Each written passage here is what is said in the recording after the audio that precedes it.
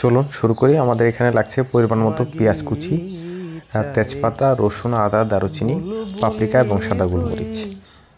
এরপরে আমরা প্যান নিয়েছি, প্যানে পরিমাণ মতো বিফ, এখানে বিফ আছে প্রায় 3 কেজির মতো। বিফে দিয়ে দিচ্ছি গাজর পরিমাণ মতো। এরপরে এখানে আমরা অ্যাড করব পূর্বে প্রস্তুতকৃত যে মশলাগুলো, এই মশলাগুলো এখানে দিয়ে দিচ্ছি। মশলাগুলো দিয়ে দেওয়ার পরে আমরা এটাকে হালকা নেড়ে দিব। নেড়ে দেওয়ার এই পর্যায়ে আমরা এখানে অ্যাড করব চিনি এবং লবণ। এখানে একটা বিষয় লক্ষণীয় যে আমরা এখানে কিন্তু প্রচুর পানি ইউজ করেছি। এরপর এটাকে আমরা ফাইনালি দেবো হচ্ছে সিদ্ধ হওয়ার জন্য। আমরা সিদ্ধ করবো এটাকে 2.5 থেকে 3 ঘন্টা মিনিমাম, এবং 4 ঘন্টাও এটা সিদ্ধ হইতে পারে। এবং 3 ঘন্টা পরে আপনাদেরকে আমি আউটপুটটা দেখাচ্ছি। এটা হচ্ছে 3 ঘন্টার পরের আউটপুট। পাপরিকার জন্য কিন্তু একটা গর্জিয়াস কালার এসেছে এখানে। এটার মূল বিষয় হচ্ছে যে হাড্ডিগুলো ছেড়ে যাবে। আপনি যদি এখানে লক্ষ্য করেন যে হাড্ডিটা তোলার সাথে সাথে কিন্তু গোস্ত থেকে হাড্ডিটা আলাদা হয়ে গেছে, কোনো প্রকার প্রেশার গেট করা ছাড়া।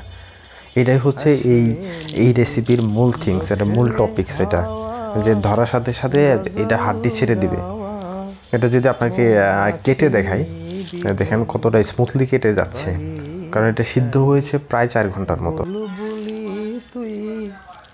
এরপর যে আমরা বিফগুলাকে আলাদা করে নিব, এবং স্মোকি ফ্লেভারের জন্য একটা টমেটো এখানে গ্যাসের চুলায় পুড়ে নিচ্ছি, এবং অবশিষ্ট যে ঝোলগুলো ছিল আমরা এগুলোকে ছেঁকে নিলাম। এ পর্যায়ে প্যান নিয়েছি, প্যানে অলিভ অয়েল, এবং এর ভিতরে অ্যাড করা হয়েছে মাশরুমকে আমরা ভেজে নেব প্রায় 2 মিনিটের মতো।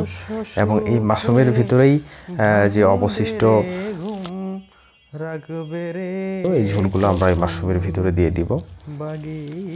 মাশরুমের ভিতরে দিয়ে দেওয়ার পরে এটাকে আমরা প্রায় আবার সিদ্ধ করব প্রায় 2 থেকে 3 মিনিটের মতো।